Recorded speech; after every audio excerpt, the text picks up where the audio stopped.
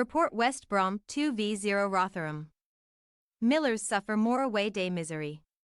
Rotherham United's troubles on the Sky Bet Championship road continued at the Hawthorns as a controversial goal on the stroke of halftime put paid to any chances of securing a positive result against playoff-bound West Bromwich Albion.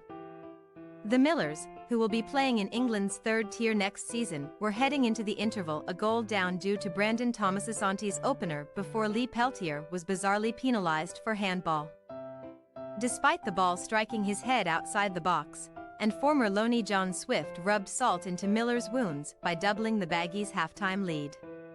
The home side never looked like relinquishing their grip on the game in a low-key second half despite Rotherham's efforts. And Carlos Corberan's side ran out comfortable victors in the end. Following their narrow home defeat at the hands of Plymouth Argyle last time out, Miller's head coach Liam Richardson made one solitary change to his starting lineup for the trip to the West Midlands. Portuguese midfielder Cafu was recalled at the expense of Charlie Wyke, who had to settle for a place on the bench.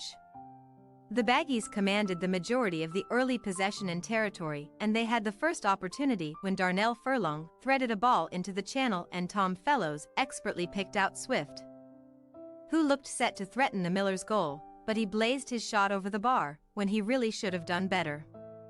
Both teams traded half chances when Thomas-Asante came close to meeting Furlong's cross, but it narrowly evaded his attentions before Rotherham had their first sniff of goal when Sam Nom dug out a ball to Sam Klukas, who could only scoop an effort which failed to trouble the home goal.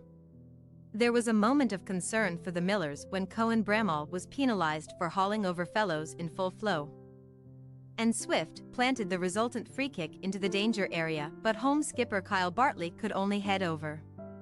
The Millers had their best spell of the half when some fine interplay involving Ollie Rathbone and Seb Revan firstly and then Bramall and Klukas, in turn, forced a corner.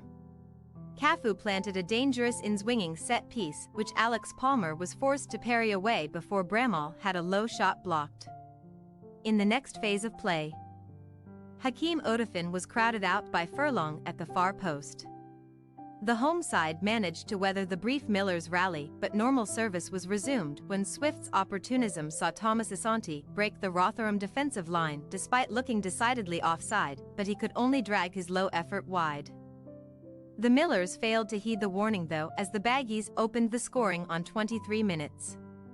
Mikey Johnston placed a ball down the left flank which saw Adam Reach get on the wrong side of his marker, and the home winger darted into the box before taking his time to expertly pick out the advancing run of Thomas-Asante, while taking Johansson out of the game, and the home striker had the simple task of tapping home into the unguarded net from close range.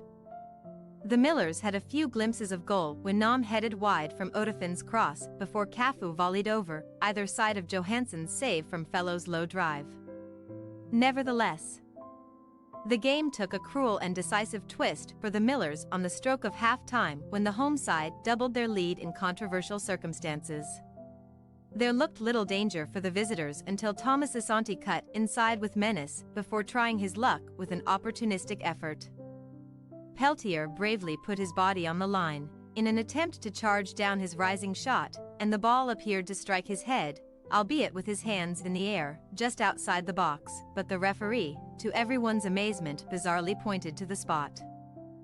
The referee waved away vehement Rotherham protests and Swift stepped up confidently to stroke home the resultant penalty by firing into the heart of the Millers' goal. Rotherham frustration boiled over when Richardson's number 2, Rob Kelly, was cautioned for his overzealous protests from the visitors' dugout. Halftime, West Bromwich Albion 2 Rotherham United 0.